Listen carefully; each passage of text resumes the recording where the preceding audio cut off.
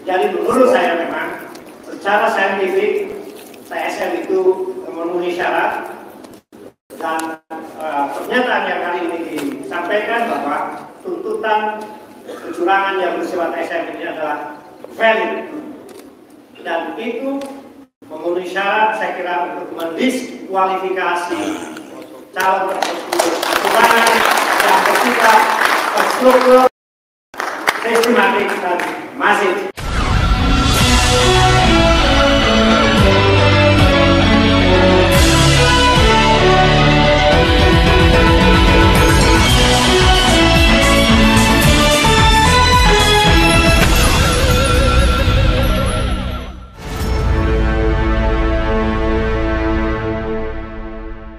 Assalamualaikum warahmatullahi wabarakatuh. Saya Hetzbun Arif dari Forum News Network. Lebih dari 100 orang tokoh dari berbagai kalangan, ada akademisi, tokoh militer dan Polri, maksudnya purnawirawan militer dan Polri, aktivis, tokoh keagamaan, seniman dan budayawan berkumpul di Jakarta mempersoalkan kecurangan pemilu dan menuntut pemilu yang bersih. Mereka mendesak agar Presiden Jokowi itu segera dimakzulkan dan paslon 02 yang didukung oleh Presiden Jokowi, yakni Prabowo dan Gibran, itu didiskualifikasi karena terbukti bahwa kecurangan itu bersifat sudah TSM alias terstruktur, sistematis, dan masif. Dan salah satu tokoh yang menyuarakan itu adalah Profesor Didin S. Damanhuri, guru besar dari Institut Pertanian Bogor. Saya ajak Anda untuk menyimak pernyataan dari Profesor Didin S. Damanhuri. Jadi menurut saya memang kecurangan ini sudah bersifat TSM. Mengapa? Terstruktur karena sebenarnya jauh sebelum diumumkan para cawapres sudah terjadi gerakan yang favorable terhadap paslon tertentu. Apa yang dilakukan? Presiden mengendorse calon-calon yang favorable, yang bisa melanjutkan kekuasaannya. Sebenarnya ide awalnya adalah 3 periode.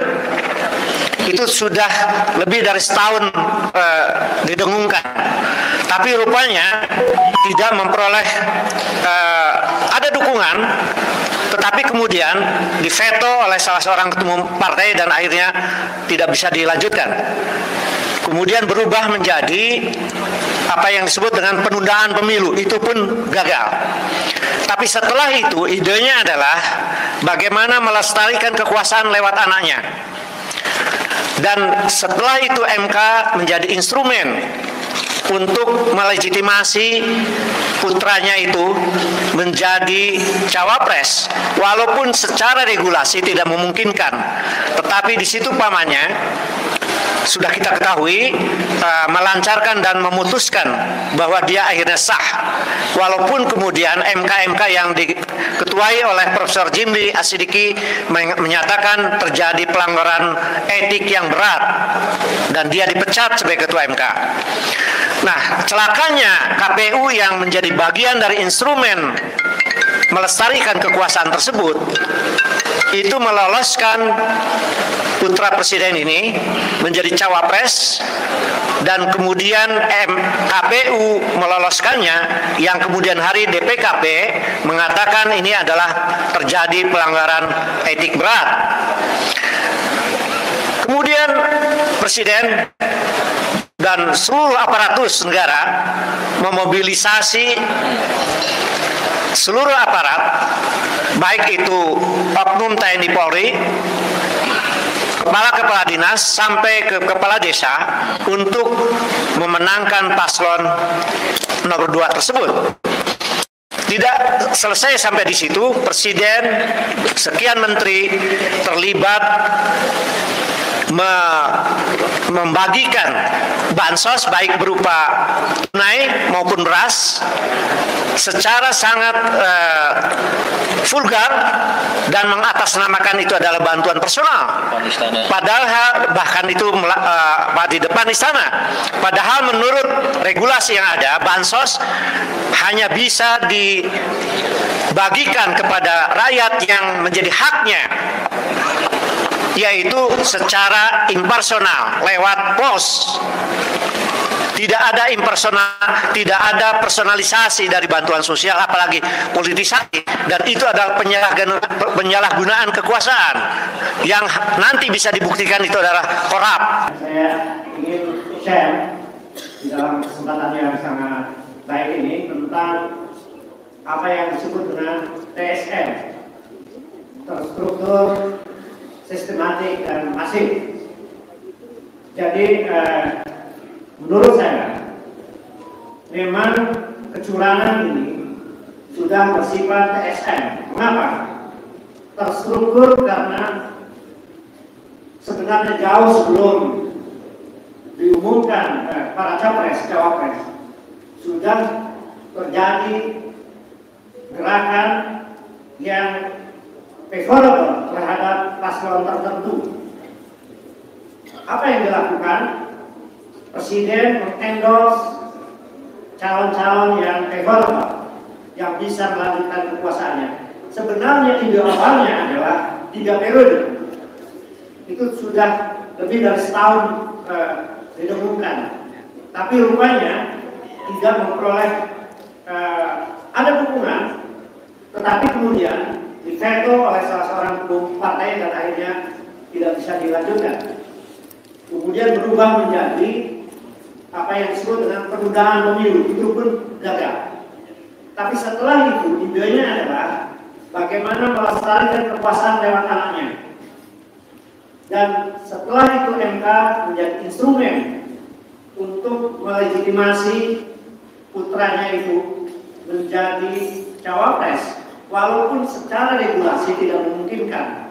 Tetapi di situ pamannya sudah kita ketahui melancarkan dan memutuskan bahwa dia akhirnya sah, walaupun kemudian MK-MK yang diketuai oleh Profesor Dimri Asidiki menyatakan terjadi pelanggaran etik yang berat dan dia dipecat sebagai ketua MK.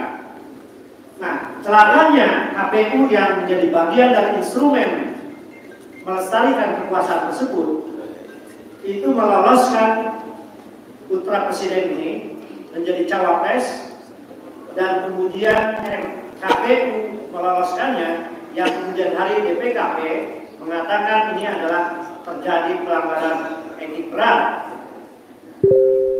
Kemudian Presiden dan seluruh aparatus negara memobilisasi seluruh aparat, baik itu oknum TNI Polri, kepala dinas sampai ke kepala desa, untuk memenangkan paslon nomor 2 tersebut.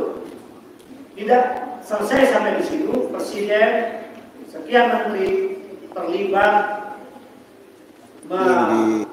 membagikan bansos baik berupa tunai maupun beras secara sangat vulgar dan mengatasnamakan kepada bantuan personal.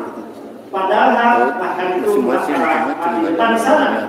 Padahal menurut regulasi yang ada, bansos hanya bisa dibagikan kepada rakyat yang menjadi haknya, yaitu secara impersonal lewat pos.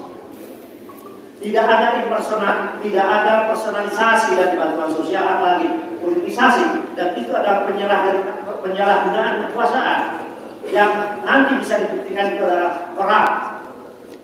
Kemudian tidak berhenti sampai di situ. Ini adalah apa yang disebut dengan terstruktur, adalah mobilisasi kepala dinas sampai kepala desa sampai malam tanggal 14 sampai subuh. Banyak sekali saksi beras ataupun uang yang sudah diamplopi itu secara masif dibagikan di seluruh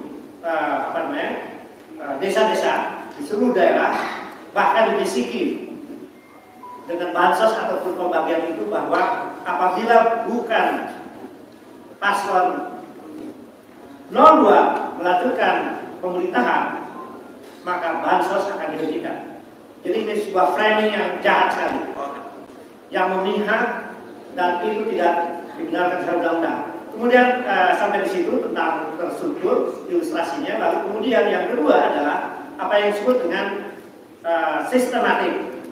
Jadi ini adalah well planned, perencanaan yang sangat dilakukan sejak awal, bahkan hampir setahun yang menjelang pencoblosan terjadi mobilisasi lembaga-lembaga survei yang buktinya hampir semua lembaga survei tidak bisa menceritakan tentang sumber dananya, tapi itu diduga didanai oleh dana dari CSR BUMN, dan kemudian mereka melakukan sebuah manipulasi survei dengan cara-cara di mana saya sebagai pengajar metodologi penelitian puluhan tahun, saya tahu betul bahwa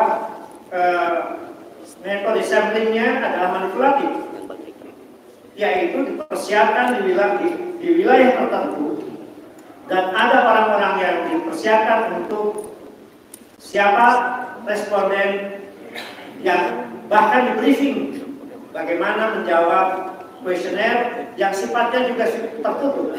Misalnya, sejak awal elektabilitas capres itu digiring pada endorsement dari presiden.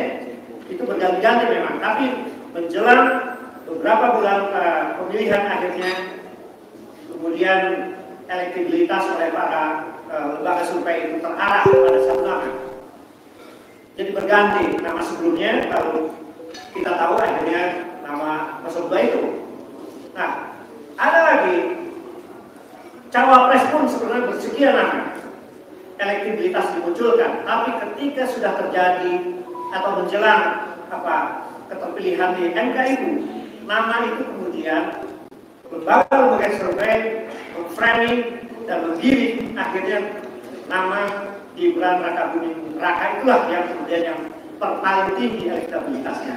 Bukankah ini adalah sebuah cara yang sistematik, terstruktur untuk menggiring elektabilitas dari capres dan cawapres, dan itu kemudian melibatkan bukan hanya yang bersifat manual, tapi tadi Pak Roy Suryo mengatakan juga elektronik. Kita tahu akhirnya bahwa menjelang pencoblosan terjadilah juga drama dari lembaga survei yang mengatakan akan terjadi satu putaran keterpilihan capres cawapres itu. Jadi ini memang dengan manipulasi statistik. Profesor Andi Nasution mengatakan bahwa statistik itu adalah tongkat mencari kebenaran, tetapi dia bilang juga mengatakan bisa juga tongkat mencari pintu kejahatan. Jadi ini adalah kejahatan yang terstruktur dan sistematis. Terakhir, ternyata baik manual maupun digital itu melibatkan KPPS. Salah satu laporan dari daerah yang saya terima dari daerah-daerah mengatakan memang si rekap itu ketika kepala KPPS mau mengakhiri pencoblosan, kalau ditekan nomor 3 itu tidak terjadi apa-apa. Tapi kalau 1 dan 3 ditekan, maka yang pertama itu adalah calon nomor 2. Jadi ini laporan dari lapangan, saya bukan ahli teknologi informasi, tetapi mengkonfirmasi bahwa si rekap itu bahkan digital instrumen itu menjadi instrumen kejahatan di dalam kecurangan pemilu 2024 ini. Dan itu bersifat masif karena baik itu penggiringan lewat bantuan sosial penggiringan bahkan dengan intimidasi lewat aparat memilih calon tertentu itu dilakukan dari seluruh Nusantara ini jadi bersifat masif. Jadi menurut saya memang secara saintifik TSN itu memenuhi syarat dan pernyataan yang kali ini disampaikan bahwa tuntutan kecurangan yang bersifat TSN ini adalah valid dan itu memenuhi syarat saya kira untuk mendiskualifikasi calon tersebut kecurangan yang bersifat terstruktur, sistematik dan masif. Terima kasih.